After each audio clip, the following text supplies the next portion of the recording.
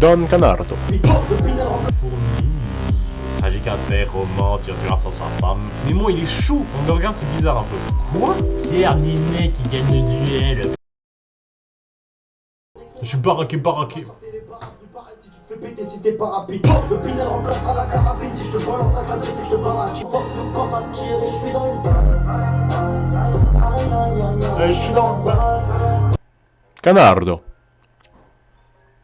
Don Canardo. Je viens de voir un petit site là, bam, et je l'ai pas lu donc du coup je vais le lire en live. Fourmis et mille et une pattes, ça leur rend les films quasi identiques. Je suis tombé là-dessus parce que je regardais apparemment Fourmis et mille et une pattes, mais ça genre, moi j'ai vu mille et une pattes, Fourmis je l'ai même pas vu. Mais je me demande si Fourmis... Il y a moyen que... Ouais, mille et une pattes c'est ça du coup. Ça on connaît, tout le monde connaît. Ça on connaît pas mais tout le monde connaît. Qu'est-ce que c'était beau cette scène. Moi ça me faisait trop rire ça. Attends, là, la petite boule d'eau là. Incroyable. Bref, ok. Et donc du coup je suis tombé sur ce site là qui est les films quasi identiques. Genre Liaison dangereuse, Valmont, Stephen Fear, je connais aucun des deux. Le pic de Dante, Volcano, je connais aucun des deux. Alors un volcan destructeur, un héros qui tente de sauver la situation, une scène apocalyptique, seule différence, le premier volcan se réveille alors que le second fait irruption en plein Los Angeles, bah c'est pas la même chose. Fourmis, la bataille entre Pixar et DreamWorks sur le front de l'animation commence dès le second long métrage du studio qui a créé Toy Story. Si Fourmis, produit par DreamWorks, sort en premier, Mille et une pattes, estampillé Pixar. Sort, estampillé, j'étais plus sûr de ce que ça voulait dire, mais j'ai compris grâce au contexte. Je suis très intelligent. Sort grand vainqueur au box-office. 3,5 millions de spectateurs contre 1,5 en France. Bon, en vrai, c'est un peu évident. Ah ouais, je voulais dire un truc. C'est que la différence entre les deux, en tout cas une des différences, c'est à quel point c'est le design des caractères. Et ça, c'est intéressant. C'est intéressant parce que eux, les Fourmis, pourquoi ça a moins plu? Et ça, c'est une règle générale dans le 3D, dans le design d'animation et tout. Pourquoi Fourmis, ça a pas plu? C'est la même raison que ça n'a pas plu. Est-ce que vous savez pourquoi? Alors c'est très simple, il y a une règle de manière générale, c'est que quand on fait du dessin animé ou quand on fait quelque chose genre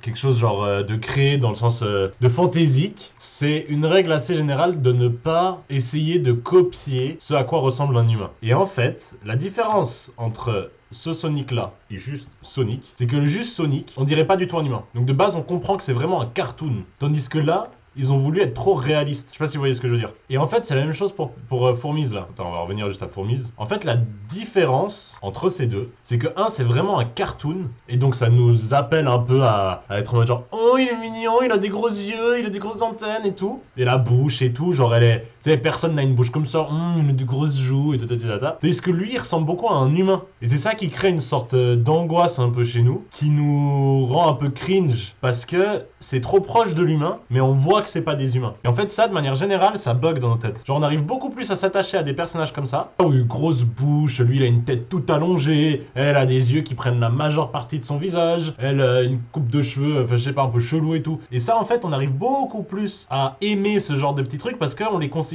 comme... En fait, je sais pas. Je sais pas, j'allais me lancer dans une explication neurologique, mais je sais juste, en fait, que, de manière générale, dans l'animation, ça fait un peu peur et ça rend une sorte d'effet un peu anxiogène quand des personnages sont trop proches de caractéristiques humaines, tout en voyant que c'est pas des humains, quoi. Donc on était sur Fourmis, bah, Dis Papa que Armageddon, je connais pas non plus. L'emploi du temps, l'adversaire, je connais hop. Tragique affaire, roman, tueur sans sa femme, Inspire, Laurent Cantet, puis Nicole Garcia. Les deux films sont interprétés par les impeccables Aurélien Recoin et Daniel Auteuil. Daniel Auteuil, je connais, lui je ne connaissais pas. Voilà. Bon, Monde de Nemo, Gang de requins, ça je connais. Donc tout ce qui est dessin animé, je connais moi en fait. Gang de Nemo, le monde de requins, c'est vrai, très similaire. Nemo, je l'ai vu en premier. Mais par contre, pour le coup, je trouve que c'est Nemo qui a gagné là pour le coup. C'est le premier qui est sorti qui a gagné. En l'occurrence, Fourmis était sorti avant, Mille et une pattes. Là, Monde de Nemo est sorti avant, mais il a clairement gagné. Nouvelle opposition Pixar DreamWorks. Sous l'eau cette fois, et voici une nouvelle victoire pour Pixar. DreamWorks, du coup, DreamWorks, ça c'était DreamWorks Fourmis. Mais il y a une patte et sans pied Pixar. Du coup, Fourmis c'était DreamWorks. Pixar, en fait, ils ont baisé le truc. DreamWorks, pas ouf, hein. Mais DreamWorks, ils font trop des.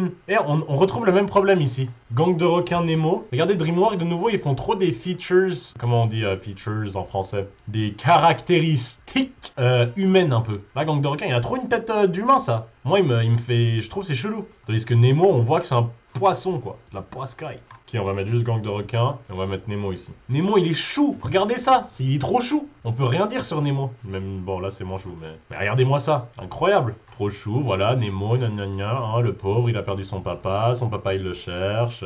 Toi, voilà, quoi. Gang de requins. Dégueulasse. Le mec, chelou.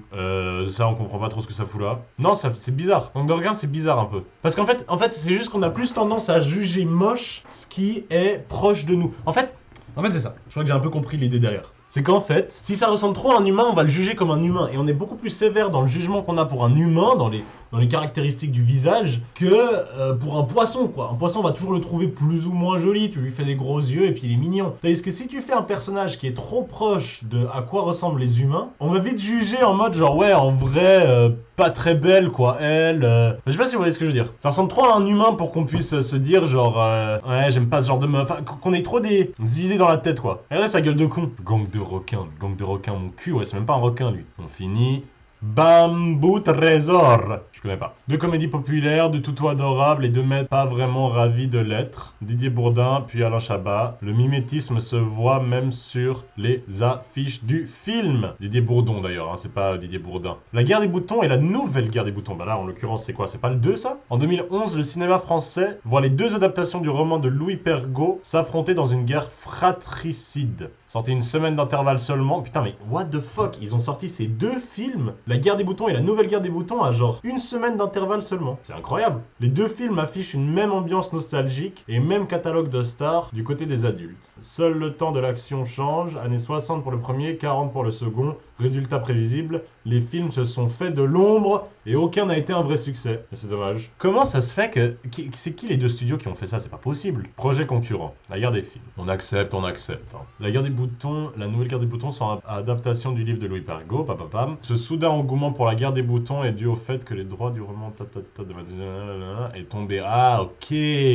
Donc en fait, les droits du roman sont tombés cette année-là et il y a deux studios que je sais pas encore lesquels c'est, mais on va voir après, qui ont décidé d'en faire un, quoi. La guerre des boutons sont tombés au mois de septembre 2010 dans le domaine public. Fait important puisqu'après l'échec cuisant du remake US 1994, la guerre des boutons, ça recommence. Quoi? Attends, mais la guerre des gosses déjà en scène en affrontant sans merci entre les enfants de deux villages voisins. Parmi les acteurs du film, un certain Charles Aznavour âgé de 12 ans, mais ça je savais pas du tout. Charles Aznavour a joué dans La guerre des boutons. Incroyable. Mais en fait pas du tout, ils se foutent de ma gueule ou quoi? J'ai écrit Charles Aznavour comme une merde ou comment ça se passe? La crique. Non, c'est pas lui. Il est où le Charles? Et Charles Aznavour a un rôle non identifié. Mais what the fuck? Donc Charles Aznavour a joué dans La guerre des boutons, mais on sait pas quel rôle il avait, mais c'est impossible ça. What the fuck? Le film d'Yves Robert, contrairement à écrit... Bizarre. À investiguer comme on dit, hein. Ça faut investiguer. Attendez, je vais tester un truc. Je me dis peut-être niveau caméra, ce serait pas mal que j'aille ça. Oh putain. Oh mais putain. J'ai plus de batterie. Oh mais putain. Ouais, effectivement, c'est peut-être un peu mieux pour éclairer ma gueule. Ma gueux. Bon, bah on a Charles Aznavour quoi. Bon, apparemment le gagnant c'est produit par un, mais c'est la différence. Ouais, en vrai, les deux ça a été un flop parce que les deux ils ont foiré quoi. Parce que les deux ils ont voulu sortir un truc, ils se sont fait la concurrence. Et la concurrence c'est pas toujours bien. Bande de cons. Bon, Blanche-Neige et le chasseur. Ok, j'en ai vu aucun des deux. La chute de la Maison Blanche, White House Down. Bah, ça par exemple, je croyais juste que White House Down et la chute de la Maison Blanche c'était la traduction. Je croyais que la chute de la Maison Blanche c'était le titre du film en français et White House Down genre en anglais. Bah, je me trouve pas trop con d'avoir pensé ça. Yves Saint Laurent et Saint Laurent, mais ça aussi je ne savais pas bordel. À chaque fois j'étais là genre mais le film s'appelle Saint Laurent ou le film s'appelle Yves Saint Laurent? Je ne comprends pas. En fait c'est deux films différents. Après le précédent Guerre des boutons, deux nouveaux projets de cinéma français s'affrontent et pas n'importe lesquels. Deux biopics du plus grand couturier français. La France. Incarné de façon bluffante par Pierre Ninet, puis Gaspard Ulliel. Oula, c'est un nouveau pronom ça. Ulliel.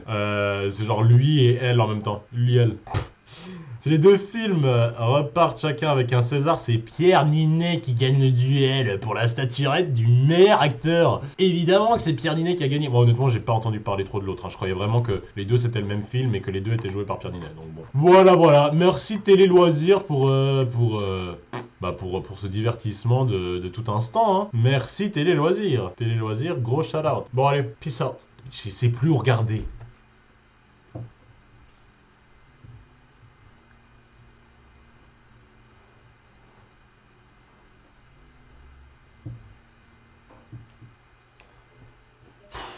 Je pète un câble.